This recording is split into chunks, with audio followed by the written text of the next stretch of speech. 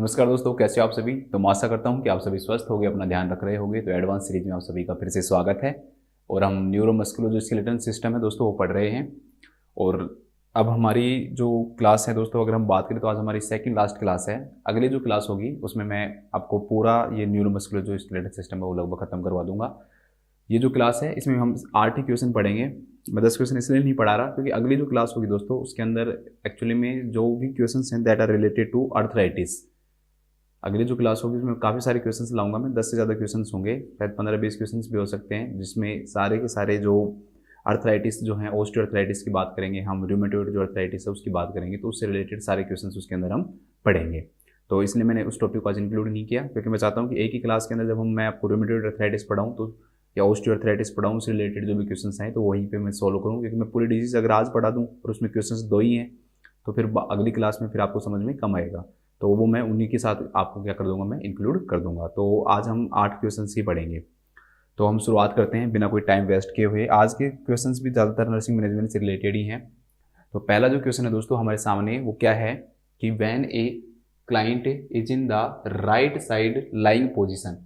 जो क्लाइंट है दोस्तों, आपका पेशेंट जो है वो किस में है, right side lying position after the insertion of A left hip prosthesis. ठीक है, मतलब लेफ्ट हिप प्रोस्थेसिस लगाया गया है। मैंने आपको प्रोस्थेसिस का मतलब बताया था समझ आपको कि जैसे हिप अर्थ्रोप्लास्टी की जाती है, उसके अंदर क्या करते हैं, टोटल हिप रिप्लेसमेंट के अंदर एसिटाबुलर जो कंपोनेंट है वो ऐड करते हैं, या फिर बॉल जैसे हम फीमर जो हेड है दोस्तों जो बना हुआ वो क्या करते हैं, हम उसके अंदर इंसर्ट करते हैं, तो उसे हम किस नाम जानते हैं, प्रोस्थेसिस। तो लेफ्ट जो हिप है, अब लेफ्ट साइड वाला जो हिप है दोस्तों उसके अंदर ये क्या किया गया, इंसर्ट किया गया है। और वो जो क्लाइंट है दोस्तों कौन सी पोजीशन में है, राइट साइड लाइंग पोजीशन के अंदर वो क्लाइंट है। ठीक है, the nurse ensures that the client has a pillow. Nurse ये एंश्योर करती है, ये कंफर्म करती है नर्स कि जो क्लाइंट है दोस्तों वो पिल्लो लगाया हुआ है उसके कहाँ, बिटवीन द थाइज। तो नर्स ये एंश्योर करती है कि उसके थाई के बीच में क्या लगा हुआ है, पिल्लो लगा हुआ है। And that the entire length of the upper leg, जो अपर जो लेग है दोस्तों, मतलब कि नी से जो ऊपर कम से कम बोल तो क्या होनी चाहिए, सपोर्टेड होनी चाहिए। ऐसा नर्स क्यों करती है। अब देखो एक आपको एक इमेज दिखाता हूँ, इससे इस क्वेश्चन को आप समझो।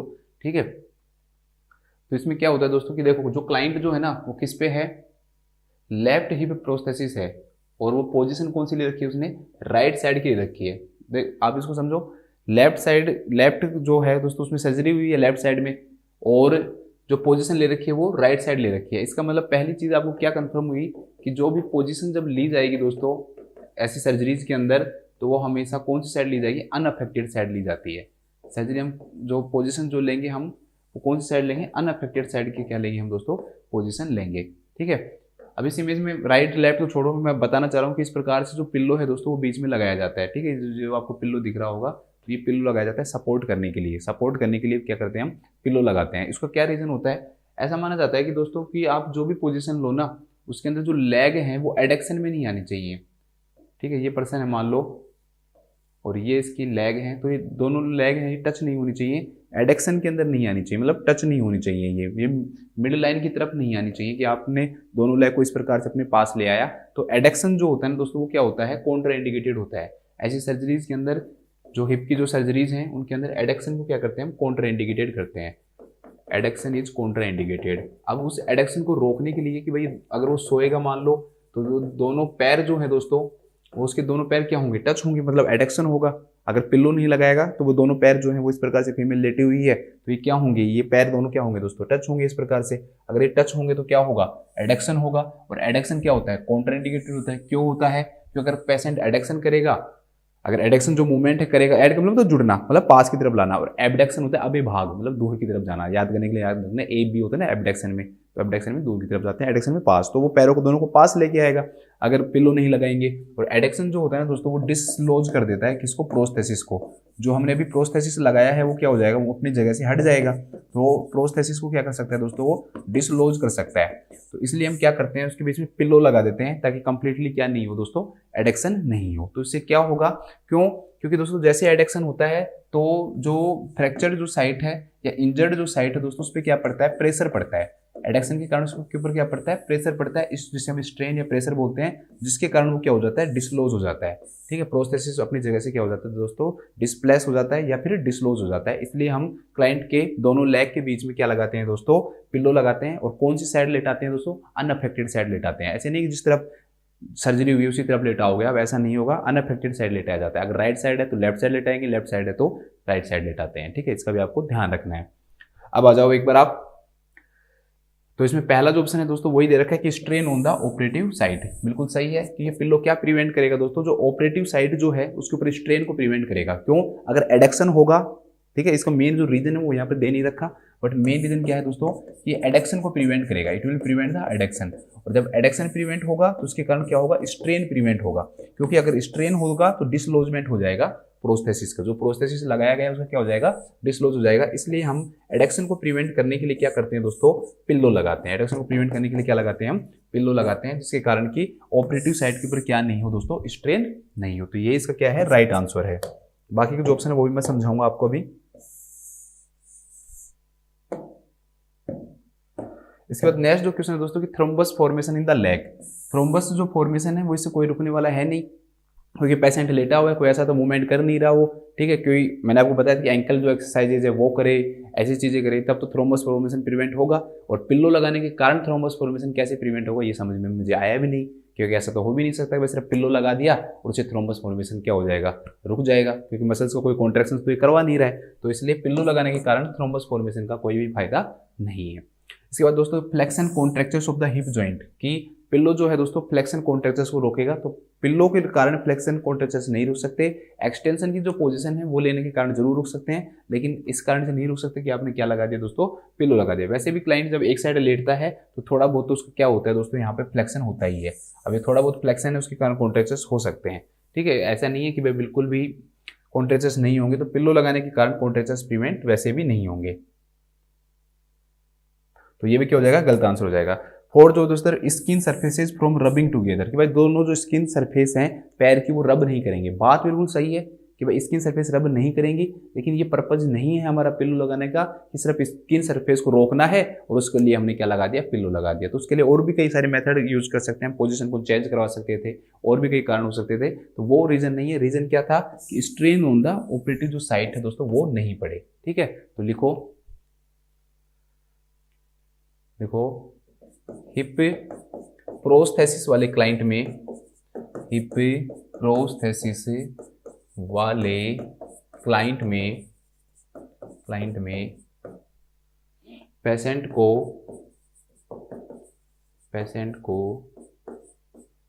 अनअफेक्टेड साइड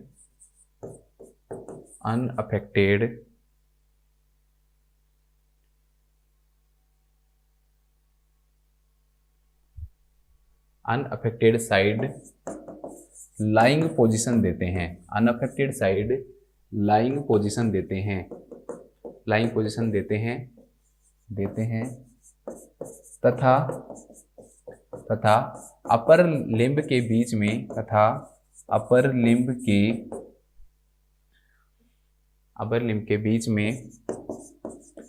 में एक पिल्लो लगाते हैं।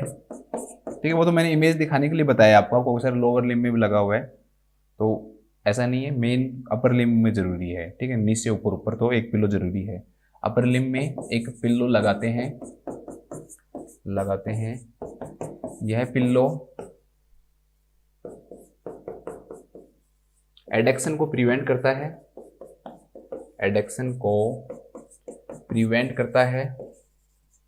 है, जिससे कि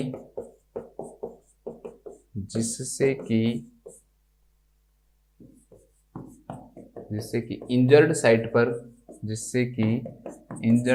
पर स्ट्रेन नहीं पड़ता। ब्रैकेट में लिख लो, स्ट्रेन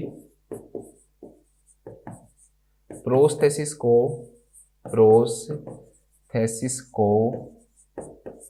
डिसलोज कर सकता है, डिसलोज कर सकता है। मैं एक बार हट जाता हूं साइड में, आपको दिख गया होगा, स्क्रीनशॉट ले लो। इसके बाद हम देखते हैं नेक्स्ट क्वेश्चन। अगला जो क्वेश्चन है दोस्तों वो क्या बता रहा है, देखिए, which is an example of the principal of the body mechanics. पहली बात तो हम बात करते हैं कि बॉडी मैकेनिक्स का मतलब क्या होता है। दोस्तों बॉडी मैकेनिक्स का मतलब ये होता है कि हमारी जो बॉडी है ना उसको हम किस प्रकार से यूज कर रहे हैं, कम से कम फोर्स लगाकर ज़्यादा से ज़्यादा काम करने के लिए, और हमारे ऊपर, हमारी बॉडी के ऊपर कोई प्रेशर ना पड़े, कोई स्ट्रेन नहीं पड़े, तो उसे हम किस नाम जानते हैं, बॉडी मैकेनिक्स। एग्जाम्पल के लिए आपको मान लो कोई डब्बा उठाना है तो आप उस डब्बे को किस प्रकार से उठाओगे, ऐसे झुक के उठाओगे, ऐसे करोगे, पैरों को इधर करोगे, हाथ को किस पोजीशन में लोगे, फ्लेक्शन में रखोगे, इतना फ्लेक्शन रखोगे, तो ये सभी क्या कहते हैं, बॉडी के जो मूवमेंट्स है ना उनका यूज करके हमारी बॉडी उसको कम स्ट्रेन देना और कम पावर का यूज करते हुए उतना ही काम कर लेना क्या कहलाता है, बॉडी मैकेनिक्स कहलाता है। तो ये कह रहा है कि इनमें से कौन सा एग्जाम्पल है किसका, principle of the body mechanics का, that the nurse use when caring for immobilized client. कि जो इमोबिलाइज्ड जो क्लाइंट है दोस्तों, अब आप नर्स हो और आपको इमोबिलाइज्ड क्लाइंट की केयर करनी है तो भाई आपको थोड़ा सा तो जोर लगाना पड़ेगा ना, क्योंकि क्लाइंट खुद तो मूवमेंट कर नहीं सकता, तो आपको क्या करना पड़ेगा दोस्तों, खुद को जोर लगाना पड़ेगा, खुद को आपको पावर का यूज करना पड़ेगा। तो आपको कौन सा प्रिंसिपल इनमें से आप यूज करोगे कि आपको भाई उसको केयर करते समय किस प्रकार से आपको मूवमेंट क्या करने हैं दोस्तों, फॉलो करने हैं। तो इसमें 4 ऑप्शन दे रखे हैं, उनको देखेंगे कौन सा गलत है कौन सा सही है। पहला जो ऑप्शन दे रखा है वो दे रखा है दोस्तों बेंडिंग एट द वेस्ट, कि आप यहाँ से क्या करोगे, झुकोगे, वेस्ट से आप क्या करोगे दोस्तों, झुकोगे, बेंडिंग एट द वेस्ट से झुकोगे आप, and provide the power for lifting. इससे आपको क्या मिलेगी दोस्तों, पावर मिलेगी झुकने के कारण, बेंडिंग के कारण। अब आप एक बात बताओ, अगर आप बेंडिंग करोगे दोस्तों, अगर आप झुकोगे, बेंडिंग करोगे तो उससे क्या होगा, बेंडिंग करने से आपके जो बैक जो मसल्स है ना दोस्तों उनके ऊपर स्ट्रेन आएगा, बैक मसल्स पे क्या आएगा, स्ट्रेन आएगा। It will cause strain on back muscles, strain on back muscles, back muscles के ऊपर क्या आएगा दोस्तों, स्ट्रेन आएगा, और उससे क्या होगा आपको दोस्तों, बैक पेन होगा। इससे नर्स को क्या होगा, बैक पेन होगा। अब आपको बैक पेन करवाना चाहते हो आप, नहीं तो नहीं करवाना चाहते तो इस ऑप्शन को क्या करो, गलत करो। तो ये गलत है ना, बैंड करने से, बैंड करने से क्या होता है दोस्तों, ये कमर के ऊपर प्रेशर पड़ता है, और उस कमर के ऊपर प्रेशर पड़ने से क्या होता है कि आपको बैक पेन होने के क्या होते हैं, चांसेस होते हैं। इसलिए लिफ्टिंग के दौरान जो बैंडिंग करने की जो कहा जा रहा है वो बिल्कुल क्या है दोस्तों, गलत है। नेक्स्ट देखा दोस्तों, keeping the body straight when lifting to reduce pressure on the abdomen. आपको क्या करना है दोस्तों, बॉडी को क्या करना है, स्ट्रेट रखना है, बिल्कुल स्ट्रेट रखना है, and lifting to reduce pressure on the abdomen. अब इसमें एक लाइन चलो मान लेते हैं कि भाई बॉडी को स्ट्रेट रखा जाता है, लेकिन बॉडी को स्ट्रेट रखकर कभी भी हम एब्डोमेन के ऊपर जो प्रेशर है ना उसको क्या नहीं कर सकते दोस्तों, कम नहीं कर सकते हैं। ठीक है, आपको ये नहीं कर सकते हो कि आप सामान उठा रहे हो और बॉडी को आपने स्ट्रेट कर रखा है, उसके कारण आपके जो एब्डोमेन है दोस्तों उसके ऊपर प्रेशर नहीं पड़ेगा। तो ये बिल्कुल क्या है, गलत है। तो बॉडी को स्ट्रेट रखते समय हमेशा, जब अगर आप बॉडी को स्ट्रेट रखोगे, बॉडी को बिल्कुल क्या रखोगे दोस्तों, स्ट्रेट रखोगे, तो इसमें लिख रखा है कि रिड्यूस करता है प्रेशर को, तो ये can't reduce the pressure, can't reduce the pressure on abdomen, pressure on abdomen. तो आप सोच रहे हो कि अगर स्ट्रेट होने के कारण एब्डोमेन पे प्रेशर कम पड़ जाएगा, तो वो बिल्कुल गलत होगा। जब आप उठाओगे सामान को तो आपके एब्डोमेन के ऊपर उसके कारण क्या पड़ेगा, प्रेशर बढ़ेगा, तो वो भी गलत है दोस्तों। नेक्स्ट दे रखा है relaxing the abdominal muscles while using the extremities to prevent the strain. कि आपको अगर स्ट्रेन को रोकना है तो एब्डोमिनल मसल्स को क्या करना पड़ेगा, रिलैक्स करना पड़ेगा। ये भी बिल्कुल गलत है। आप रिलैक्स, जो एब्डोमिनल मसल्स है दोस्तों उनको रिलैक्स करके आप कभी भी स्ट्रेन को क्या नहीं कर सकते हो, प्रिवेंट नहीं कर सकते हो, और उस सामान को जिसको आपको उठाना है या किसी की पोजीशन चेंज करवानी है तो वो भी आप क्या नहीं कर पाओगे। तो रिलैक्सिंग से नहीं कर सकते हो आप, एब्डोमिनल मसल्स की जो रिलैक्सिंग है दोस्तों उससे आप ऐसा काम नहीं कर सकते हो। ठीक है, मेन जो मसल्स जो है दोस्तों वो यूज की जाती हैं, वो कौन कौन सी मसल्स यूज की जाती हैं, एक तो थाइज की मसल्स यूज की जाती हैं, एक जो ग्लूटियल जो रीजन है ना दोस्तों उसकी जो मसल्स होती हैं वो भी क्या की जाती हैं दोस्तों, यूज की जाती हैं। ठीक है, थाई और जो ग्लूटियल मसल्स हैं उसकी जो मसल्स है दोस्तों वो मेनली क्या की जाती है, यूज की जाती है। आप एब्डोमिनल मसल्स को नॉर्मल रहने दोगे, उसको रिलैक्स नहीं रखना है आपको कि भाई आप बिल्कुल रिलैक्स रख के और फिर आप सामान उठा रहे हो, तो ऐसा नहीं उठा पाओगे आप। ठीक है, तो वो भी क्या हो जाएगा, गलत हो जाएगा। सामान उठाने मतलब पेशेंट को आप चेंज करवा रहे हो, पोजीशन करवा रहे हो, कोई भी चीज़ पेशेंट को लिफ्ट कर रहे हो, ठीक है, तो वो सब चीज़ें उससे रिलेटेड होंगी। तो बॉडी मैकेनिक्स मतलब ये तो है ना। अब तो इसका राइट जो आंसर है दोस्तों that is placing the feet apart to increase the stability of the body. इसके बहुत सारे वो आते हैं ना, लेकिन हमें इतना पढ़ने की जरूरत नहीं है। बॉडी मैकेनिक्स के बहुत सारे प्रिंसिपल्स होते हैं कि आपको भाई क्या इतना एंगल रखना चाहिए, कितना वो रखना चाहिए, लेकिन इनमें 4 हमने पढ़ना है, इतना ज़्यादा इतना बड़ा बनाना नहीं है, क्वेश्चन भी पूछे नहीं जाता कि मैं आपको डिटेल में इसको पढ़ाऊँ। मैं पढ़ाने में पढ़ा देता, लेकिन आपको कोई काम कितना है नहीं, ठीक है। अब इसमें क्या कह रहा है दोस्तों, ये ऐसे बता रहा है कि जो फिट है ना, आप जब रखो, देखो एक तो आप इस प्रकार से खड़े रहो, और एक पहलवान जो है ना ऐसे खड़े होकर फिर सामान को उठाता है, आपने देखना कभी भी ऐसे उठाएगा ना, जो वो उसके क्या होते हैं, वो डंबल से क्या होते हैं, तो उसको ऐसे करके टांग को चौड़ी करके और फिर वो उठाता है, ठीक है। तो इसी प्रकार से बता रहा है कि जो नर्स है ना दोस्तों, वो भी अपने पैरों को थोड़ा थोड़ा दूर करके, उससे क्या होती है कि बॉडी की स्टेबिलिटी बढ़ती है, ठीक है। बॉडी के अंदर ऐसे पावर होती है, जैसे पहलवान उठाते समय टांग को चौड़ी कर लेते हैं और चौड़ी करके फिर उठाते हैं सामान को, तो ऐसा ही आपको थोड़ा सा क्या रखना है दोस्तों, ध्यान रखना है। तो बॉडी क्या करना है आपको, जो फिट है ना दोस्तों, उनको थोड़ा थोड़ा दूर करना है, जिससे कि क्या होगी, बॉडी की स्टेबिलिटी क्या होगी दोस्तों, इंक्रीज होगी। तो इसको आपको ध्यान रखना है, ठीक है। तो लिख लो, थोड़ा सा टफ क्वेश्चन भी आई है ना, क्योंकि अजीब है ना, ऐसे क्वेश्चन टफ ही लगते हैं। तो लिखो, जब नर्स इमोबिलाइज्ड क्लाइंट की केयर करे, इमोबिलाइज्ड क्लाइंट की केयर करे, तब उसे बॉडी मैकेनिक्स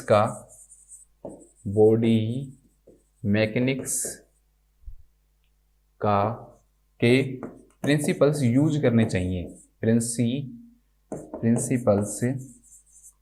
यूज करने चाहिए,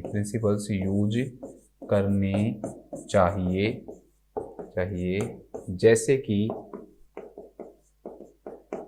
कि अब इस सेंटेंस को ऐसे कैसे लिख लो, है ना, क्योंकि ये क्वेश्चन आपको समझ में नहीं आएगा नहीं बाद में।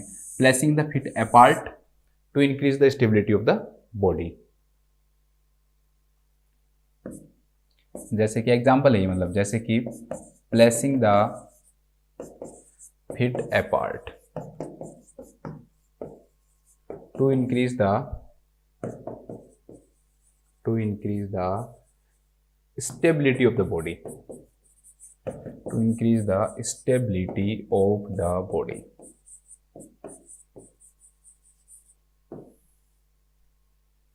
ठीक है। थोड़ा सा अजीब लगा होगा क्वेश्चन, बट आपको इसमें ज़्यादा इतना ध्यान भी नहीं देना है ना, इतना बता दिया बहुत है आपके लिए। ये क्वेश्चन बहुत अच्छा है दोस्तों। इसमें दे रखा है कि after an open reduction and internal fixation, ठीक है, एक क्लाइंट की ओपन रिडक्शन एंड इंटरनल जो फिक्सेशन जो सर्जरी हुई है वो दोस्तों ऑफ द फ्रैक्चर्ड हिप, ठीक है, उस क्लाइंट का फ्रैक्चर्ड हिप की सर्जरी हुई है, ओपन रिडक्शन इंटरनल फिक्सेशन की।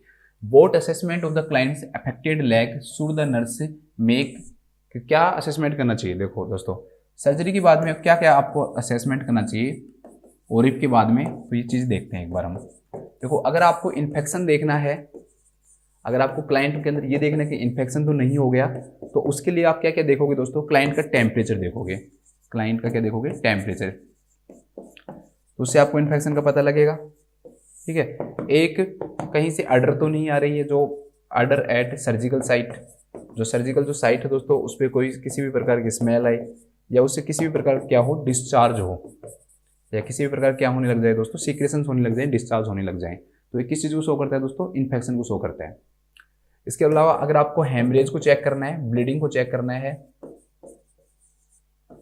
तो आप उसका क्या देखोगे दोस्तों, एक तो आप जो ब्लीडिंग देखोगे एट ड्रेसिंग साइट, जहां पर उसकी ड्रेसिंग हुई है, bleeding at the dressing site, ठीक है। बेड शीट पे ब्लीडिंग चेक करोगे, या बेड लिनन पर ब्लीडिंग असेस करोगे। पूरा सेंटेंस लिख लो, assess the bleeding on bed linen. इसके अलावा दोस्तों क्लाइंट के वाइटल्स देखोगे, जिसमें मेन आप किस पे फोकस करोगे, बीपी को चेक करोगे, इसके अलावा उसकी पल्स को चेक करोगे, इसके अलावा आप उसके हेमरेज को चेक करने के लिए हीमोग्लोबिन भी चेक करवा सकते हो, ठीक है। क्वेश्चन में ऐसा पूछा भी गया था, इसलिए मैंने हीमोग्लोबिन को यहाँ पे रखा है, ठीक है। हीमोग्लोबिन भी चेक करवाओगे, अगर हीमोग्लोबिन कम आ रहा है, पहले से एकदम से कम होता जा रहा है, आपको पता नहीं चल रहा, तो इंटरनल ब्लीडिंग हो सकती है, ठीक है। तो ये चीज़ शो करेगा, तो इन सभी हम क्या पता लग जाएगा दोस्तों, ब्लीडिंग का पता लग जाएगा। एक जो आता है दोस्तों, दैट इज, एक आपको याद रखना है, न्यूरोवेस्कुलर सिम्टम्स। न्यूरोवेस्कुलर सिम्टम मतलब नर्वस सिस्टम से रिलेटेड, और जो वेस्कुलर जो सिस्टम है दोस्तों, उससे रिलेटेड आपको। तो वेस्कुलर सिस्टम में आप क्या देखोगे दोस्तों, पल्स देखोगे, तो पल्स को फील करोगे, और आप नर्वस सिस्टम से रिलेटेड देखना है तो आपको नमनेस देखना पड़ेगा, पैरेस्थीसिया देखना पड़ेगा, सेंसेशन देखना पड़ेगा कि कहीं नमनेस तो नहीं है, ठीक है, टिंगलिंग तो नहीं है। तो नमनेस और टिंगलिंग हम किस नाम से जानते हैं? पैरेस्थीसिया के नाम से जानते हैं, पैरेस्थीसिया। फिर जिसकी सर्जरी हुई है वहाँ के हमें क्या देखने पड़ेंगे? सेंसेशंस देखने पड़ेंगे, कहीं सेंसेशंस हैं या नहीं है, तो वो भी चेक करने पड़ेंगे। तो ये चीज़ें हम क्या करते हैं दोस्तों? असेस करते हैं। एक बार दोबारा से देखो, इन्फेक्शन के लिए हम क्या चेक कर रहे हैं? फीवर चेक कर रहे हैं, कहीं फीवर तो नहीं है। आर्डर चेक कर रहे हैं, डिस्चार्ज चेक कर रहे हैं, हेमरेज के लिए ब्लीडिंग देख रहे हैं ड्रेसिंग साइट पे। इसके अलावा जो बेड लिनन है उसको भी चेक करते हैं। एक क्वेश्चन हमने देखा भी था ऐसा। बीपी को चेक करेंगे, बीपी कम मिलेगा। पल्स रेट क्या मिलेगी दोस्तों? आपको बढ़ी हुई मिलेगी। इसके अलावा यहाँ पर ये पल्स रेट चेक कर रहे हैं, रेट चेक कर रहे हैं दोस्तों यहाँ पे हम, है ना। न्यूरोवास्कुलर के अंदर पल्स प्रेजेंट है या नहीं है, उस चीज़ को हम चेक करेंगे कि पल्स कहीं एब्सेंट तो नहीं है यहाँ पे। ठीक है, जो दूरस्थ साइड की जो पल्स है वो ज़्यादातर देखी जाती है। ठीक है, जो डिजिटल जो पल्सेज हैं उनको चेक किया जाता है। नंबनेस एंड टिंगलिंग देखेंगे, पैरेस्थीसिया और सेंसेशन क्या करेंगे? हम चेक करेंगे। अब हम इस क्वेश्चन पे आते हैं। बस यही सेम ही क्वेश्चन है, कुछ ही नहीं पूछ रहा। सेलेक्ट ऑल द अप्लाई वाला है, तो एक से ज़्यादा ऑप्शन इसके क्या होंगे दोस्तों? राइट आंसर होंगे। तो अब इसमें यही पूछ रहा है कि भाई एक क्लाइंट है, उसका ओरिफ हुआ है, तो उसके बाद आपको असेसमेंट करना है, तो क्या क्या चीज़ असेस करोगे। अब आप इसमें ये नहीं बताया कि भाई आप इन्फेक्शन के लिए चेक कर रहे हो, किसके लिए चेक कर रहे हो, लेकिन आपको बताना है किस किस के लिए। तो ये सारों में से करना पड़ेगा। तो दोस्तों पहला दे रखा है स्किन का टेम्परेचर। हाँ बिल्कुल सही बात है, क्योंकि हमें अगर इन्फेक्शन को देखना है तो इन्फेक्शन सिर्फ हमें कौन बताएगा दोस्तों? स्किन का टेम्परेचर बताएगा, और कोई नहीं बताएगा हमें। तो स्किन का जो टेम्परेचर है दोस्तों वो हमें बताएगा। ठीक है, इसके अलावा मोबिलिटी ऑफ द हिप जो है वो वैसे भी सर्जरी के बाद में, जस्ट सर्जरी के बाद में मोबिलिटी ऑफ द हिप क्या रहती है दोस्तों? कॉन्ट्राइंडिकेटेड रहती है। हम मोबिलिटी ऑफ द हिप नहीं करवा सकते हैं। ठीक है, सर्जरी के जस्ट बाद में मोबिलिटी ऑफ द हिप क्या मिनिमम या कॉन्ट्राइंडिकेटेड रहती है, नहीं करवाते हैं ये। तो ये ऑप्शन वैसे क्या हो जाएगा? गलत हो जाएगा। सेंसेशन इन द टोज बिल्कुल सही है। सेंसेशन मैंने आपको बताया था, इधर देखो आप, यहाँ पर हम सेंसेशन चेक करते हैं। ठीक है, सेंसेशन क्या करते हैं दोस्तों? असेस करते हैं। तो ये भी बिल्कुल सही है कि सेंसेशन चेक किया जाएगा। सेंसेशन इन द टोज क्या किया जाएगा? चेक किया जाएगा। इसके बाद कंडीशन ऑफ द पिंस। ठीक है, ये गलत है। क्यों गलत है? इसका रीजन ये है दोस्तों कि जो ये सर्जरीज होती है ना, ओरिप होती हैं, इनके अंदर हम पिंस का यूज नहीं करते, स्क्रूज का यूज करते हैं। ठीक है, पिन नहीं डालते हैं। वो जो पिन बाहर निकलती है वो, उसके लिए तो पिन केयर साइट वो तो ठीक है, वहां तो हम ऑब्जर्व करेंगे। बट यहाँ पर दोस्तों जो पिन है वो डाली ही नहीं जाती है सर्जरी में, तो आप पिन को चेक क्यों करोगे? तो ये भी क्या हो जाएगा? आपका गलत आंसर हो जाएगा। तो लास्ट दोस्तों प्रेजेंस ऑफ पेडल पल्स। हाँ, पल्सेज हम क्या करते हैं? असेस करते हैं। तो पल्सेज को क्या किया जाएगा दोस्तों? असेस किया जाएगा। तो पल्सेज असेस की जाएगा। तो इस क्वेश्चन का राइट आंसर हो जाएंगे 1, 3 एंड 5। तो लिख लो,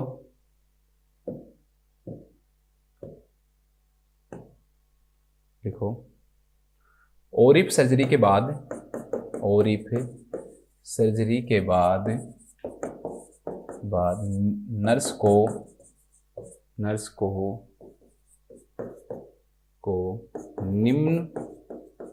निम्न असेसमेंट करनी चाहिए। निम्न असेसमेंट करने चाहिए। इसमें लिखो स्किन टेम्परेचर, स्किन का जो टेम्परेचर है वो हम क्या करेंगे? चेक करेंगे। सेंसेशंस चेक करेंगे, सेंसेशन चेक करेंगे, और पेडल पल्स चेक करेंगे।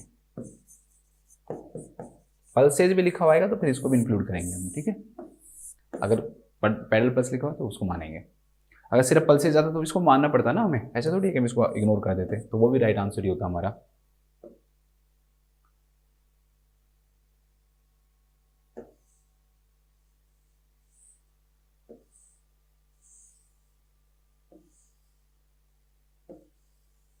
इसके बाद हम नेक्स्ट क्वेश्चन देखते हैं। नेक्स्ट क्वेश्चन क्या कह रहा है दोस्तों कि एक क्लाइंट विद ए, इधर आ रहा हूं एक बार, दिखेगा नहीं। एक client with a fractured hip is helped from bed to a chair after surgery. एक क्लाइंट है दोस्तों, उसको आप क्या कर रहे हो? उसकी हेल्प कर रहे हो किस चीज़ के लिए? उसको बेड से चेयर पे शिफ्ट कर रहे हो आप। ठीक है, उसकी क्या हुआ था? उस क्लाइंट को फ्रैक्चर्ड हिप हुआ था। इसमें दे भी रखा है क्लाइंट को क्या है? फ्रैक्चर्ड हिप है। इसके बाद नेक्स्ट क्या दे रखा है कि the nurse instruct the client to bear most of the weight on unaffected leg. ठीक है, before sitting in a chair, मतलब चेयर पे बैठने से पहले नर्स उसको बता रही है कि भाई आपको एक काम करना है कि जितना भी जो वेट अगर आप लगाओ ना, तो आप किस पे लगाना? अनअफेक्टेड लेग पे लगाना, अफेक्टेड लेग पे मत लगाना। ठीक है, तो वेट किस पे लगाना है दोस्तों? अनअफेक्टेड जो लेग है उसके ऊपर क्या लगाना है? वेट लगाना है, न कि अफेक्टेड पे। What should the nurse explain is the benefit of bearing most of the weight on unaffected leg. तो आप ये बात बताओ मुझे, नर्स क्यों ऐसा क्यों कह रही है कि जो वेट जो लगाया जा रहा है दोस्तों वो अनअफेक्टेड लेग पे लगाया जा रहा है, अफेक्टेड लेग के ऊपर क्यों नहीं लगा रही नर्स? ठीक है, वेट जो है वो अफेक्टेड लेग के ऊपर क्यों नहीं लगाया जा रहा है, वो अनअफेक्टेड लेग पर ही क्यों लगाया जा रहा है? देखो सीधी सी बात है दोस्तों कि जो क्लाइंट है उसकी सर्जरी हुई है अभी, वो भी किसके लिए? फ्रैक्चर्ड हिप के लिए। तो फ्रैक्चर्ड हिप की सर्जरी हुई है तो हम अफेक्टेड लेग को तो यूज कर भी नहीं सकते ना, क्योंकि अफेक्टेड लेग के ऊपर अगर स्ट्रेन पड़ा तो वही क्या होगा दोस्तों, जो प्रोस्थेसिस है उसका क्या हो सकता है, डिसलोजमेंट हो सकता है, वो डिस्प्लेस हो सकता है, इसलिए इसको हम यूज नहीं करेंगे। लेकिन इस क्वेश्चन में ना ऑप्शन ही थोड़े अलग हैं, आपको वो ऑप्शन मिलेगा ही नहीं जो आप ढूंढ रहे हो। ठीक है, देखो पहला ऑप्शन क्या कह रहा है भाई, हम क्यों अनअफेक्टेड लेग का यूज कर रहे हैं, can increase the circulation in the lower extremity. तो ये बिल्कुल गलत बात है। ऐसे तो है नहीं कि भाई एक इसमें सिर्फ अफेक्टेड लेग में हम अनअफेक्टेड लेग में हम यूज कर लेंगे तो हमारा जो सर्कुलेशन है वो बढ़ जाएगा। वैसे भी जब पेशेंट दोस्तों खड़ा होगा ना तो उस दौरान क्या होता है कि जो सर्कुलेशन है ना वो कम हो जाता है ना कि बढ़ेगा, क्योंकि लोअर जो सर्कुलेशन, जो वेनस जो सर्कुलेशन है ना वो डिपेंडेंट पोजीशन में क्या होता है, डिक्रीज होता है। ठीक है, जैसे जब एडिमा की कंडीशन होती है तो जो लेग्स हैं उनको पिल्लो पे रखवाया जाता है ताकि जो वेनस जो रिटर्न है वो दोस्तों क्या हो, इंक्रीज हो। इसलिए उस कंडीशन के अंदर आप ये कहो कि भाई सर्कुलेशन जो है वो इंक्रीज हो जाएगा, तो ये बिल्कुल क्या है दोस्तों, गलत है। इसके बाद नेक्स्ट जो दे रखा है कि it is the quickest method of getting the client to and from bed, कि ये क्या है, इस तरीके से हमें जल्दी से हम क्या कर देंगे वो कर देंगे। तो ध्यान रखना स्पीड यहाँ पर कंसर्न नहीं है, कभी भी हम स्पीड का वो नहीं करते कि हमें जल्दबाजी करनी है भाई 2 मिनट में बैठाना है पेशेंट को। तो यहाँ पर speed is not a matter, speed को एक मैटर नहीं है यहाँ पे, it is not a concern. आप स्पीड ऐसे नहीं कि आपको 2 मिनट के अंदर 1 मिनट के अंदर पेशेंट को गिरा दिया, लो चेयर पे बैठो चलो। ठीक है, तो स्पीड का कोई रीजन नहीं होता कि भाई उसको अनअफेक्टेड लेग पे वो, और वैसे भी इससे कोई फर्क नहीं पड़ रहा है भाई उससे जल्दी बैठ जाएगा वो फास्ट वो काम नहीं होगा। क्यों, क्योंकि वो अनअफेक्टेड लेग यूज करेगा लेकिन साथ में जो अफेक्टेड जो लेग है वो उसको तेज काम करने से क्या करेगी, रोकेगी। तो इसलिए हम ये भी नहीं कह सकते कि उसके कारण जल्दी हो जाएगा। दूसरा, स्पीड पे नर्स ध्यान भी नहीं देगी, ये भी बिल्कुल क्या है, गलत बात है कि भाई वो जल्दी करने के लिए ऐसा कर रही है। हमारा जो काम है वो जल्दी का नहीं है कि हम जल्दी करने के चक्कर में ये करेंगे लो जल्दी कर लो। ठीक है, ऐसा नहीं होता है। तो ये ऑप्शन वैसे भी क्या हो जाएगा, गलत हो जाएगा। फोर्थ जो ऑप्शन वो क्या कह रहा है कि reduce the amount of the help necessary to lift the client from the said bed to the chair. ठीक है, ये हेल्प के अमाउंट को क्या करता है, कम करता है, जिससे कि जो क्लाइंट है दोस्तों बेड, अब हमें बताओ क्लाइंट का यूज कर रहे हैं, अगर मान लो क्लाइंट को हेल्प की जरूरत है ना दोस्तों तो हम हेल्प देंगे उसको। हम ऐसे नहीं कह सकते कि भाई लो तुम इसका यूज करोगे तो हेल्प की जरूरत नहीं पड़ेगी तुम्हें। ठीक है, अगर उस समय सर्जरी के जस्ट बाद क्लाइंट को हेल्प की जरूरत पड़ती है दोस्तों, उस समय हमें हेल्प देनी भी पड़ेगी। हम ये नहीं कर सकते हैं कि भाई आपको हेल्प की जरूरत है तो मैं तो हेल्प दे नहीं सकती तो हम अपने लेग का यूज कर लो, अनअफेक्टेड जो लेग है ना उसका यूज करो और उस बैठ जाओ। तो ये भी क्या है दोस्तों, एक रॉन्ग स्टेटमेंट है। एक नर्स को अब कैसे ऐसे स्टेटमेंट कभी भी नहीं देने चाहिए कि वो ये कहे कि ये हेल्प की नेसेसरी को क्या करती है दोस्तों, कम करती है। ठीक है, और वैसे भी हेल्प की नेसेसरी को कम भी नहीं करती है, क्योंकि क्लाइंट को प्रॉब्लम तो रहे ही ना, अफेक्टेड लेग में प्रॉब्लम है। ऐसे तो है नहीं कि भाई उसके कारण उसको हेल्प नहीं लेगा, वो हेल्प की जरूरत उसको फिर भी बढ़ सकती है। ठीक है, तो ये भी क्या हो गया दोस्तों, गलत हो गया। तो राइट जो आंसर है ना इसका ये कि will help maintain the strength of the unaffected limb. अब इस क्वेश्चन का देखो ऑप्शन, इसका जो सेंटेंस है थोड़ा सा अजीब है, लेकिन ये कहना क्या चाह रहा है मैं उसके बारे में आपको समझाता हूँ। ये ऐसे कह रहा है कि दोस्तों इसके कारण क्या होगा, जब वो अफेक्टेड लिम्ब के ऊपर प्रेशर डालेगा ना, सॉरी अनअफेक्टेड लिम्ब के ऊपर जो प्रेशर डालेगा, अनअफेक्टेड लिम्ब के ऊपर जो वो प्रेशर डालेगा तो उसके कारण क्या होगा दोस्तों कि जो अफेक्टेड जो लिम्ब है ना उसके ऊपर प्रेशर कम आएगा। और हम चाहते भी यही है कि जो अफेक्टेड जो लिम्ब है दोस्तों उसके ऊपर स्ट्रेन या फिर प्रेशर क्या है दोस्तों, कम आए। अब जब अफेक्टेड लिम्ब के ऊपर प्रेशर कम आएगा दोस्तों तो मेनली हम कौन से लिम्ब को यूज करेंगे, अनअफेक्टेड लिम्ब को यूज करेंगे। इससे हम किसकी स्ट्रेंथ का यूज करेंगे, हम इससे कौन सी स्ट्रेंथ का यूज करेंगे, हम अनअफेक्टेड जो लेग है दोस्तों उसकी स्ट्रेंथ का क्या करेंगे, यूज करेंगे। अफेक्टेड जो लिम्ब है उसकी तो स्ट्रेंथ हम यूज करना ही नहीं है। क्यों, हमें कोशिश करनी है क्योंकि उसकी सर्जरी हुई है और उस दौरान हम जब तक हमें इंस्ट्रक्शन नहीं मिले, जब तक दोस्तों हम उस पेशेंट की अफेक्टेड लिम्ब को मूव नहीं करवाते हैं या फिर उसको यूज नहीं करते, वेट बियरिंग नहीं करवाते हैं। ठीक है, मूव तो नहीं बोल सकते लेकिन वेट बियरिंग नहीं करवाते हैं, तो हम किसका यूज करेंगे दोस्तों, उसके लिए हमें यूज करना पड़ेगा जो हमारा लिम्ब क्या है, अनअफेक्टेड है, जो सही है, अच्छा है, हेल्दी है, उस लिम्ब का हम क्या कर रहे हैं, यूज कर रहे हैं। इसलिए इस क्वेश्चन का आंसर होगा कि ये मेंटेन करता है कौन सी की स्ट्रेंथ को, strength of the unaffected limb को। जो हमारी अनअफेक्टेड लिम्ब है दोस्तों उसकी स्ट्रेंथ को क्या करेगा, ये यूज करेगा, मेंटेन करेगा। ठीक है, इसका राइट जो आंसर होगा दैट वुड बी सेकंड। तो लिखो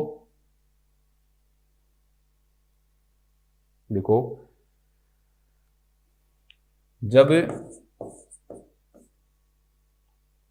फ्रैक्चर का क्लाइंट, लिखो सर्जरी के बाद, ऐसे लिखो सर्जरी के बाद फ्रैक्चर के क्लाइंट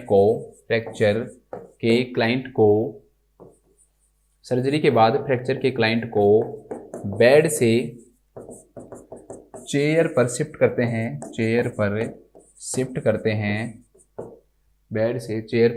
करते हैं, तो उसे एडवाइस करते हैं, तो उसे एडवाइस करते हैं कि वह, तब उसे एडवाइस करते हैं कि वह अनअफेक्टेड लिम्ब का ही,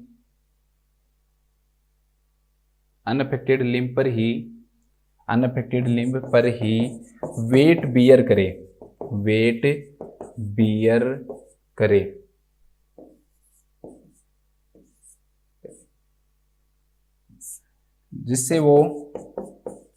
जिससे कि अफेक्टेड लिम्ब पर स्ट्रेन कम आए, जिससे कि अफेक्टेड लिम्ब पर स्ट्रेन कम आए, बस इतना याद लिख लो, और मेंटेन लिखने की ऐसा कोई जरूरत है नहीं। इसके बाद हम नेक्स्ट क्वेश्चन देखते हैं। नेक्स्ट जो क्वेश्चन है दोस्तों वो क्या है, देखो, on the first post operative day after a total hip replacement, ठीक है, टोटल हिप रिप्लेसमेंट के बाद जो फर्स्ट पोस्ट ऑपरेटिव डे है दोस्तों, देखो जिस दिन सर्जरी होती है ना वो 0 डे कहलाता है, ध्यान रखना, उससे नेक्स्ट जो डे होगा वो क्या कहलाएगा, फर्स्ट पोस्ट ऑपरेटिव डे कहलाएगा। तो on the first post operative day after a total hip replacement a client ask for assistant on to the bed pan, ठीक है, जो बेड पेन का वो क्या कर रहा है दोस्तों, यूज कर रहे हैं, यूरिन पास करने के लिए जो होता है ना, ऐसा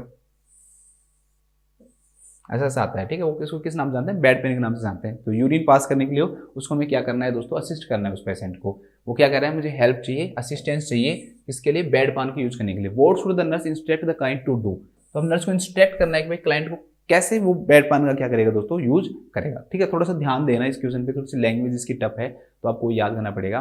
पहला जो ऑप्शन वो क्या कर रहा है कि use the elbows and hands to lift the pelvic off the bed. Patient को ये कह रहा है कि आप एक काम करो, ऐसे लेटे हुए हो, अपने एल्बो का यूज करो और अपने हैंड का, और फिर क्या काम करो, अपनी पेल्विस को उठा लो। एक लेटा हुआ पेशेंट है मान लो दोस्तों, उसको कोई सपोर्ट नहीं ले रहा वो, ठीक है, एक लेटा हुआ पेशेंट है, वो कोई सपोर्ट नहीं ले रहा, और उस पेशेंट को हम क्या कह रहे हैं कि आप अपने एल्बो को यूज करो सीधा और अपनी पेल्विस को ऊपर उठा लो। कैसे उठाएगा वो, एक बात बताओ, इस रीजन को कभी भी उठा नहीं सकता है दोस्तों पेल्विस। अब यूरिन करने के लिए पेल्विस को थोड़ा सा ऑफ तो करना पड़ेगा ना, ठीक है, ऐसे तो है नहीं कि नीचे रहेगा, थोड़ा सा ऑफ करना पड़ेगा।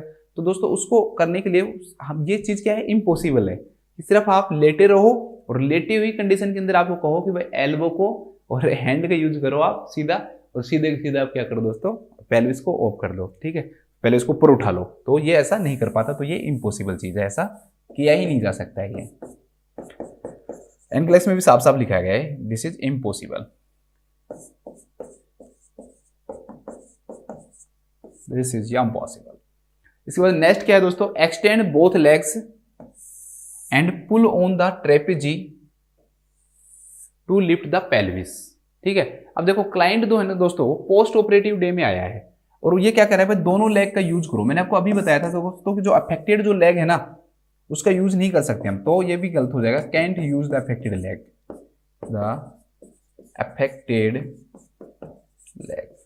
अफेक्टेड जो लेग है उसको यूज नहीं कर सकते। आगे क्या कर रहा है, pull on the trapeze to lift the pelvis, मतलब जो ऊपर वो रस्सी जैसे बस में रहती है ना, ऊपर वो ट्रेपेजी होता है, तो वो उसके बेड के ऊपर लगा हुआ है, तो उससे आप वो करो। लेकिन बस इसमें ये लाइन गलत लिख दी ना कि बोथ लेग को क्या करो दोस्तों, एक्सटेंड करो, तो दोनों लेग को एक्सटेंड नहीं किया जाता है। हम कोशिश करते हैं कि उस लिम्ब को कम से कम यूज करने की, जो अफेक्टेड लिम्ब है। तो ये भी क्या हो जाएगा, आपका गलत आंसर हो जाएगा।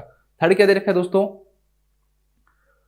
फोर्थ देखते हैं पहले, flex the knee on the, चलो थर्ड देखो, turn gently toward the operative side, कि आपको ऑपरेटिव साइड क्या होना है, टर्न होना है। अभी हमने एक सर्जरी, अभी हमने एक पढ़ा था, पहली जो क्वेश्चन था उसमें मैंने आपको क्या बताया था, कभी भी ऑपरेटिव साइड टर्न नहीं होता, उससे उसके ऊपर क्या पड़ता है दोस्तों, प्रेशर पड़ता है। तो हम किस साइड होते हैं टर्न, हमेशा अनऑपरेटिव साइड होते हैं। किस साइड होते हैं दोस्तों, अनऑपरेटिव साइड, न की ऑपरेटिव साइड। जबकि इसमें क्या लिखा हुआ है, ऑपरेटिव साइड आपको टर्न होना है while lifting the pelvis of the bed, ठीक है। जब आप क्या हो जाओ, ऑपरेटिव साइड पे टर्न हो जाओ और फिर पेल्विस को क्या करो, ऑफ करो, तो ये गलत है। हमें कौन सी साइड पे होना है दोस्तों, फ्लेक्स द नी। अब हम क्या करते हैं, अनऑपरेटेड जो लेग है उसमें नी को क्या करेंगे, फ्लेक्स करेंगे, और फिर ट्रेपेजी को उठाकर फिर पेल्विस को हम क्या करते हैं दोस्तों, ऑफ करते हैं या उठाते हैं, ठीक है। आपको क्या करना है, अपने जो अनऑपरेटेड जो लेग है उस साइड आप क्या करोगे दोस्तों, फ्लेक्स करोगे नी को, और फिर वहां पर उस साइड फिर क्या करोगे दोस्तों, ट्रेपेजी को यूज करके फिर पेल्विस को क्या करते हैं दोस्तों, लिफ्ट करते हैं, ठीक है। ये तरीका होता है तो इसमें ये गलत है, ये ध्यान रखना है क्वेश्चन को। इस प्रकार थोड़ा सा टफ क्वेश्चन है ये कि ऑपरेटिव साइड नहीं होगा, क्या होगा, अनऑपरेटिव साइड होगा। दोनों लेग का यूज नहीं कर सकते हैं हम सर्जरी के बाद में अफेक्टेड लेग का। और डायरेक्टली इसमें तो गलत ही दे रखा है कि भाई सिर्फ आप ट्रेपेजी भी यूज मत करो और सीधा एल्बो हैंड। ट्रेपेजी करके चलो उठ सकता है आदमी, लेकिन एल्बो और हैंड का यूज करके डायरेक्टली पेल्विस को उठाना दोस्तों, ये तो क्या है, इम्पॉसिबल है, ऐसा नहीं कर सकता है क्लाइंट। तो ये भी क्या हो जाएगा, गलत हो जाएगा। तो राइट जो आंसर होगा क्या होगा दोस्तों कि फ्लेक्स करेगा वो नी को ऑन अनऑपरेटेड लेग, ठीक है, और पुल करेगा ट्रेपेजी टू लिफ्ट द पेल्विस। तो लिख लो इसमें, देखो THR की सर्जरी के बाद जब client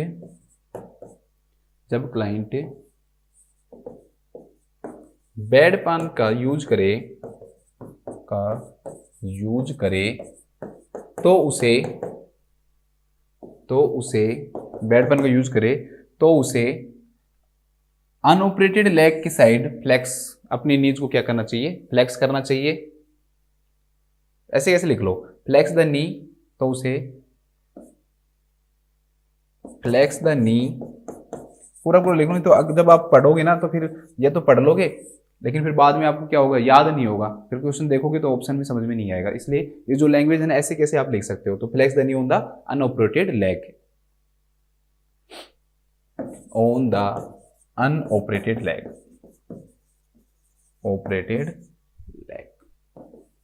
and pull the trapeze to lift the pelvis,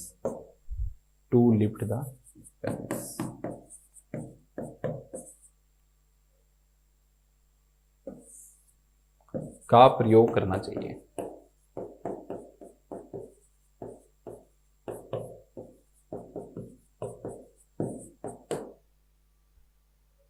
इसकी स्क्रीनशॉट ले लो आप। ये थोड़ा सा टफ क्वेश्चन भी है ना, अजीब सा है थोड़ा।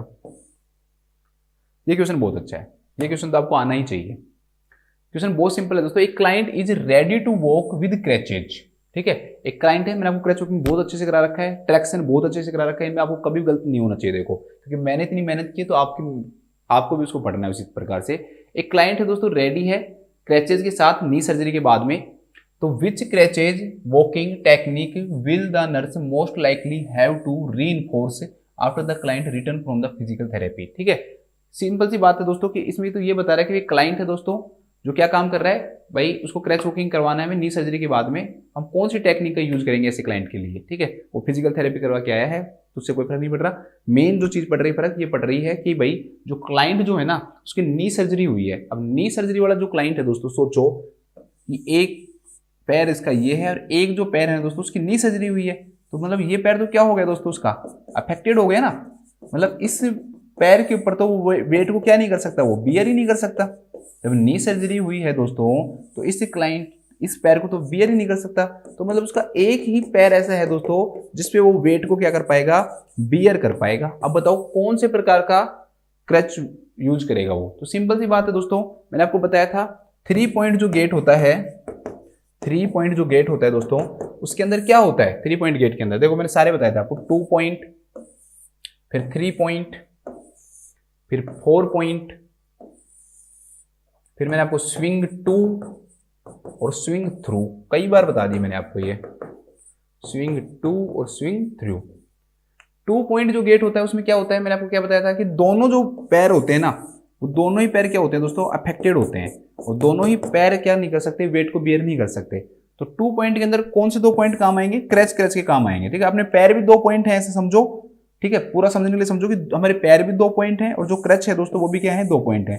अब जो क्रैचेज हैं दोस्तों, जो क्रैच वॉकिंग के लिए क्रैचेज का हम यूज कर रहे हैं, ठीक है, तो वो क्रैचेज तो सही है, वो तो माने जाएंगे, तो ये क्या हो जाएगा 2 पॉइंट हो जाएगा। इसलिए तो 1 पॉइंट नहीं है, क्योंकि क्रैचेज तो नॉर्मल है ना, उनकी थोड़ी टांग टूटी हुई है, लेकिन ये इनमें दोनों में वेट बियर नहीं कर सकता, ये इससे भी वेट बियर नहीं कर सकता, इससे भी नहीं कर सकता, तो ये 2 पॉइंट गेट कहलाएगा।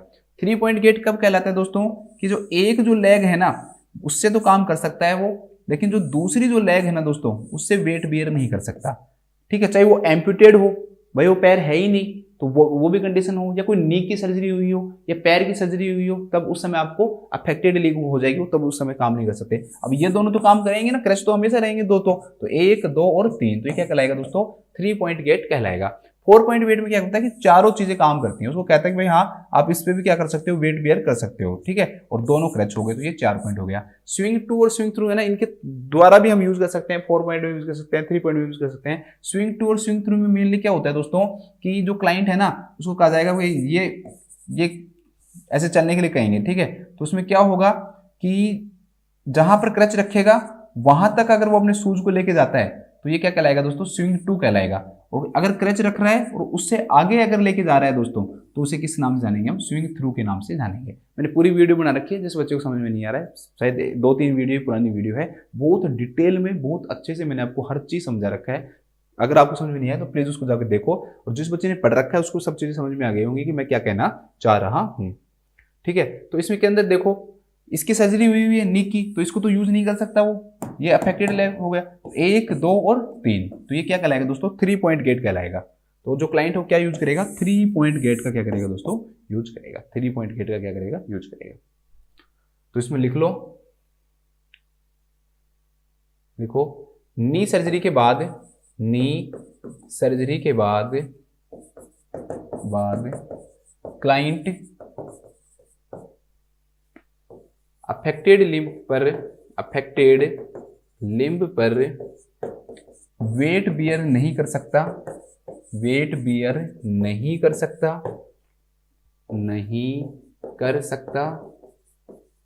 इसलिए वह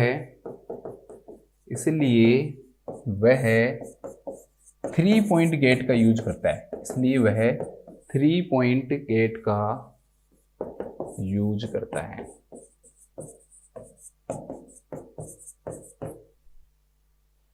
स्क्रीनशॉट ले लो।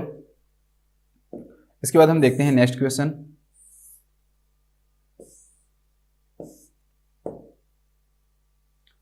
नेक्स्ट जो क्वेश्चन है दोस्तों वो बहुत अच्छा क्वेश्चन है, ये भी क्रच वॉकिंग से रिलेटेड ही है थोड़ा थोड़ा।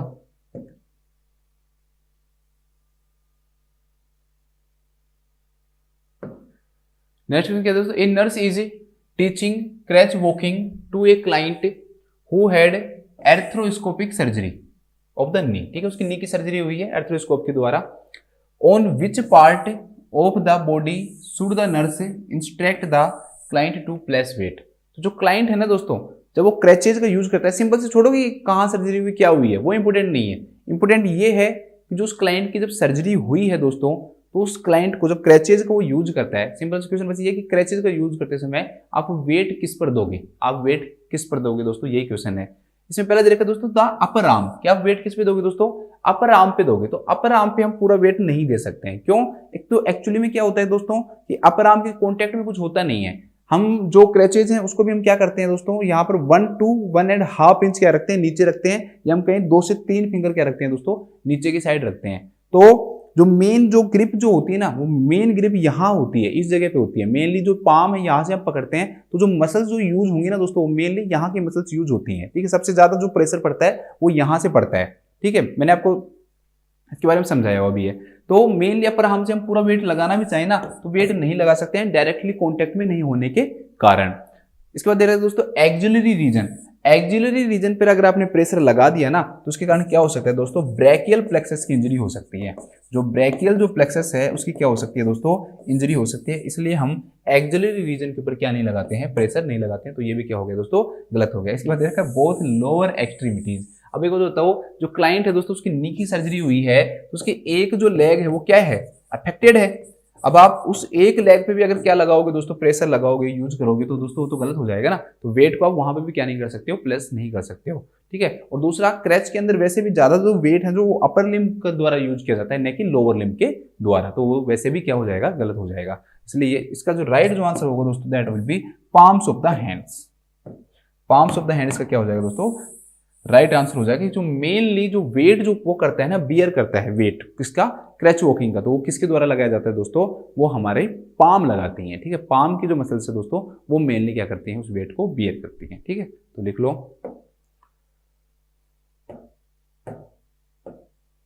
पाम ऑफ द हैंड्स, तो लिख लो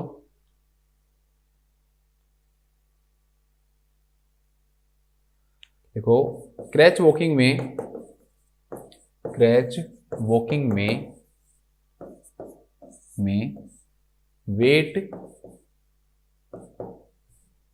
क्रैच वॉकिंग में weight palm of the hand के द्वारा वियर किया जाता है। पाम ऑफ द हैंड के द्वारा, पाम ऑफ हैंड के द्वारा बियर किया जाता है, बियर किया जाता है, ठीक है। इसके बाद नेक्स्ट क्वेश्चन देखते हैं। लास्ट क्वेश्चन है आज की क्लास का हमारा, आज छोटी क्लास रहेगी हमारी। नेक्स्ट जो क्वेश्चन दोस्तों क्या है कि a nurse provides discharge teaching for a client who had a total hip replacement. एक क्लाइंट है दोस्तों, उसकी कौन सी सर्जरी हुई है? टोटल हिप रिप्लेसमेंट हुई है। मैंने आपको अच्छे से समझा रखा है। टोटल हिप रिप्लेसमेंट के अंदर क्या होंगी? दोनों चीजों का यूज होगा, एसिटाबुलर कंपोनेंट का भी होगा और जो फीमोरल जो हेड है, फीमोरल बॉल है, उसका भी क्या होता है? यूज होता है। तो विच एक्टिविटीज इज टू अवॉइड, देखो ये बहुत इंपॉर्टेंट है कि अवॉइड जो एक्टिविटीज है ना, उसको आपको क्या करना है? आइडेंटिफाई करना है by the client indicate and understanding of the teaching. में कौन सी जो एक्टिविटी है ना, आप क्लाइंट को ये कहोगे कि वो क्या करेगा? अवॉइड करेगा। पहली बात दोस्तों, जस्ट सर्जरी के बाद की बात नहीं है, ये डिस्चार्ज की बात है, ठीक है। जस्ट सर्जरी के बाद हम इमोबिलाइज करने की कोशिश करते हैं, बाद में दोस्तों क्या क्या चीजें कर सकता है वो, क्या नहीं कर सकता, किस चीज के लिए उसको मना करते हैं। तो पहली चीज दोस्तों क्लाइंबिंग स्टेयर्स। तो पेशेंट को दोस्तों जब सर्जरी हो गई तो सर्जरी उसने करवाई क्यों है? सीढ़ियां चढ़ने के लिए करवाई है। तो ऐसा नहीं है कि भाई आप स्टेयर्स नहीं चढ़ सकते, स्टेयर्स को क्या कर सकता है? क्लाइंब कर सकता है। तो इसको हम नहीं रोकते हैं, ये बहुत इंपॉर्टेंट है। Dangling of the legs, legs को क्रॉस करना, डेंगल करना दोस्तों क्या होता है? प्रोहिबिटेड होता है। क्यों? मैंने वही बताया था आपको कि जब वो उनको पास डेंगल करेगा और वो क्या होगा दोस्तों? उसके कारण एडेक्शन होगा, और एडेक्शन जब होगा तो उसके कारण जो प्रेशर है दोस्तों वो किस पे पड़ता है? जब भी वो लेग को क्रॉस करता है ना, अपने पैरों को ऐसे क्रॉस करता है, तो उसके कारण क्या होता है दोस्तों? प्रेशर पड़ता है। किस पे पड़ता है दोस्तों? जो प्रोस्थेसिस जो साइट है, जहां पर प्रोस्थेसिस लगाए गए थे, जो एसिटाबुलर कंपोनेंट लगाया गया था फीमेल हेड, वहां पर प्रेशर पड़ता है और उसके कारण उनका क्या हो सकता है दोस्तों? डिसलॉजमेंट हो सकता है। इसलिए कभी भी क्रॉसिंग ऑफ द लेग्स जो है ना दोस्तों, वो क्या किया जाता है? अवॉइड किया जाता है। तो अवॉइड जो चीज है वही लिखना है हमें। तो क्रॉसिंग ऑफ द लेग्स को हम क्या करेंगे दोस्तों? अवॉइड करेंगे। इसके बाद नेक्स्ट दोस्तों stretch activity. Stretch activity patient कर सकता है, कोई दिक्कत नहीं है, बस उसको प्रॉपर वे में करनी है। ऐसे नहीं कि स्ट्रेच कर रहा है उस समय लेग्स को क्रॉस कर रहा है, जो चीजें नहीं करनी है वो कर रहा है, तो वो चीजें गलत हो जाएगा। तो स्ट्रेचिंग ऑफ द एक्सरसाइजेस क्या की जा सकती है? क्लाइंट के द्वारा की जा सकती हैं। इसके बाद दोस्तों लाइंग प्रोन फॉर 30 मिनट्स। हाँ भाई 30 मिनट्स तक प्रोन, मैंने आपको पहले बताया था कि प्रोन पोजीशन तो अच्छी बात हो रहा है। क्यों? क्योंकि प्रोन जो पोजीशन होगी दोस्तों, वो हिप फ्लेक्शन कॉन्ट्रैक्चर को क्या करेगी? प्रिवेंट करेगी। हिप फ्लेक्शन जो कॉन्ट्रैक्चर्स हैं उनको क्या करती है दोस्तों? ये प्रिवेंट करती है। तो ये भी करवा सकते हैं। Sitting in A low chair, sitting in A low chair नहीं कर सकते दोस्तों, ठीक है। वैसे चेयर पे बैठ सकते हो, लेकिन जो छोटी जो चेयर है दोस्तों उसके ऊपर नहीं बैठा जाएगा। क्यों? जब छोटी चेयर के ऊपर पेशेंट जब बैठेगा ना, तो जो उसका फ्लेक्शन जो होगा, यहाँ पर जो हिप जॉइंट के ऊपर जो फ्लेक्शन होगा दोस्तों, या फिर नी जॉइंट के ऊपर जो फ्लेक्शन होंगे, मेन जो हिप जॉइंट का जो फ्लेक्शन होता है वो मोर देन 90 डिग्री हो जाता है। क्या हो जाता है? More than 90 degree. जो मैंने आपको कहा था कि जो फ्लेक्शन है दोस्तों इतना नहीं होना चाहिए, क्योंकि अगर फ्लेक्शन मोर देन 90 डिग्री हो गया, अगर फ्लेक्शन मोर देन 90 डिग्री हो गया, तो वही चीज सेम ये क्या कोज करेगा? प्रेशर कोज करेगा। किस पे? इंजर्ड साइड के ऊपर क्या कोज करता है दोस्तों? प्रेशर कोज करता है। इसलिए लो चेयर के ऊपर सिटिंग करने के लिए भी उसको क्या किया जाता है दोस्तों? अवॉइड किया जाता है, ठीक है। तो लिख लो, THR की सर्जरी के बाद, THR की सर्जरी के बाद क्लाइंट को crossing of the leg, client को crossing of the legs, client को crossing of the legs and sitting on low chair, sitting on low chair, sitting on low chair के लिए मना किया जाता है, के लिए मना किया जाता है, क्योंकि ये चलो दोनों अलग अलग रीजन हो गए हैं, तो क्योंकि कुछ छोड़ दो, क्योंकि एक का जो रीजन है, ठीक है, ये नहीं सही है, लिख सकते हो क्योंकि ये है। मैंने ये ऑप्शन ध्यान रह गया मेरा, ये लास्ट वाला जो ऑप्शन था, प्रोन वाले का जो रीजन है वो हिप फ्लेक्शन कॉन्ट्रैक्चर है, बाकी दोनों का सेम है। देखो क्योंकि यह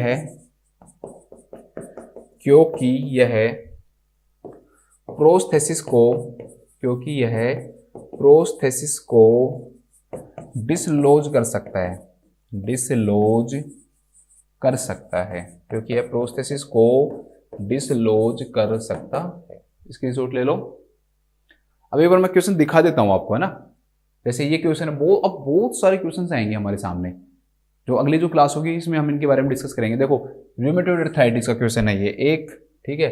इसके अलावा बहुत सारे रूमेटॉइड अर्थराइटिस के क्वेश्चन आएंगे, 2 क्वेश्चन है रूमेटॉइड अर्थराइटिस का। इसके बाद में देखो ये क्वेश्चन भी किसी से रिलेटेड है, अटेंडिंग ए कम्युनिटी और क्लाइंट टू दो, चलो ये बाद में देखते हैं। इसके बाद ये देखो क्वेश्चन रूमेटॉइड अर्थराइटिस का, फिर इसके बाद ये क्वेश्चन भी रूमेटॉइड अर्थराइटिस का। इसमें रूमेटॉइड अर्थराइटिस के बहुत ज़्यादा क्वेश्चन है, ये ऑस्टियोआर्थराइटिस के बारे में पढ़ेंगे। इसके बाद में ये देखो आप दोबारा से आ गया रूमेटॉइड अर्थराइटिस। रूमेटॉइड अर्थराइटिस बहुत इंपॉर्टेंट है इनके अकॉर्डिंग, रूमेटॉइड जो अर्थराइटिस है उसका रिलेटेड क्वेश्चन आ रहा है।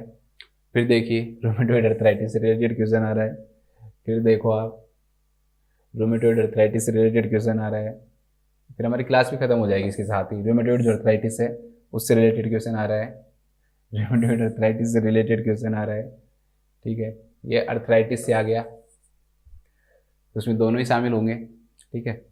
इसके बाद में ये दोबारा से रूमेटॉइड अर्थराइटिस का क्वेश्चन आ गया, ये अर्थराइटिस से रिलेटेड क्वेश्चन आ गया, ठीक है। तो बहुत सारे क्वेश्चन है, तो ये मैं आपको एक साथ ही करवा दूंगा।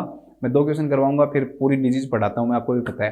फिर उससे क्या होता है कि अगली क्लास में फिर इतने सारे क्वेश्चन इन्हीं से रिलेटेड आएंगे, फिर आपको दोबारा से दिक्कत आएगी। तो आपको अगली क्लास में मिलते हैं हम, जिसमें हम पूरे जो अर्थराइटिस जो टॉपिक है दोस्तों उसको पूरा करेंगे, और इस जो पूरा जो सिस्टम है दोस्तों इसको खत्म करने की मैं कोशिश करूंगा। सभी अपना ध्यान रखो, स्वस्थ रहो, खुश रहो। Thank you so. एक मिनट, मैंने रिपीट नहीं करवाया, उस मैं कुछ भूल रहा हूँ, अभी रुको। वो चीज़ जो है वो करनी है, उसमें कुछ नहीं है, मैं रिवाइज करवाऊंगा, ठीक है। क्या क्या चीज़ें अवॉइड की जाती हैं? क्रॉसिंग ऑफ लेग्स और सिटिंग इन लो चेयर क्या करते हैं दोस्तों, हम अवॉइड करते हैं, ठीक है। जो प्रेशर है क्रैचेज का वो किस पे दिया जाता है? पाम के ऊपर दिया जाता है, पाम ऑफ द हैंड्स के ऊपर दिया जाता है, ठीक है। किसी भी पेशेंट की नी सर्जरी हुई है तो वो वेट बेयर नहीं कर पाएगा, तो कौन सा गेट यूज करेंगे हम? 3 पॉइंट गेट यूज करेंगे। 3 पॉइंट गेट क्या करते हैं? यूज करते हैं। इसके बाद नेक्स्ट दोस्तों कि जो क्लाइंट है उसका फ्रैक्चर हिप हुआ है, ये देखो कि सर्जरी के बाद फ्रैक्चर कि क्लाइंट को अगर आपको क्या करना है, बेड से चेयर पे शिफ्ट करना है, तो हम उसको क्या एडवाइस देंगे कि वो अनअफेक्टेड लिम्ब पर ही वेट बियर करेगा, जिससे कि अफेक्टेड लिम्ब पर क्या नहीं हो, स्ट्रेन नहीं पड़े, ठीक है। इससे स्ट्रेंथ ऑफ द अनअफेक्टेड जो लिम्ब वो हम यूज करते हैं उसको मेंटेन करते हैं। इसके बाद नेक्स्ट क्वेश्चन देखो, नेक्स्ट क्वेश्चन यही है दोस्तों, इसके अंदर हम क्या क्या फ्रैक्चर हो गया है, उसके बाद सर्जरी हुई है, सर्जरी के बाद हम क्या क्या चीज़ असेस करनी चाहिए, तो मैंने आपको ये अच्छे से समझाया हुआ है बिल्कुल प्रॉपर वे में कि क्या क्या चीज़ें हम असेस करेंगे। इसके बाद ये जो क्वेश्चन है इसमें क्या है कि कौन सा प्रिंसिपल हम बॉडी मैकेनिक्स का यूज करते हैं, तो जो फिट है उनको अपार्ट रखते हैं थोड़ा सा ना।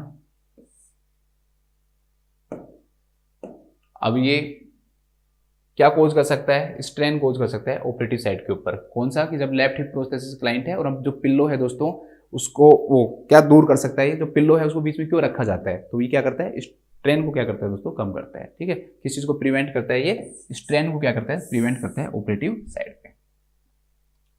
तो ये हमारी एक हो गई हमारी क्वेश्चन। तो ये हमारी छोटी सी क्लास थी जिसमें हमने कुछ क्वेश्चंस के बारे में पढ़ा है। ज़्यादातर क्वेश्चंस जो हमारे थे वो नर्सिंग मैनेजमेंट से रिलेटेड थे। अगली जो क्लास होगी वो डिजीज से रिलेटेड है, उसके नर्सिंग मैनेजमेंट से रिलेटेड है, ठीक है। जो मेनली हम पढ़ेंगे ऑस्टियोआर्थराइटिस और रूमेटॉइड जो अर्थराइटिस उसके बारे में पढ़ेंगे। गाउट जो है वो एक हमने पहले पढ़ लिया है, ठीक है। गाउट जो डिसऑर्डर है उसके बारे में हमने पढ़ लिया है। तो सभी अपना ध्यान रखो, स्वस्थ रहो, खुश रहो। Thank you sir.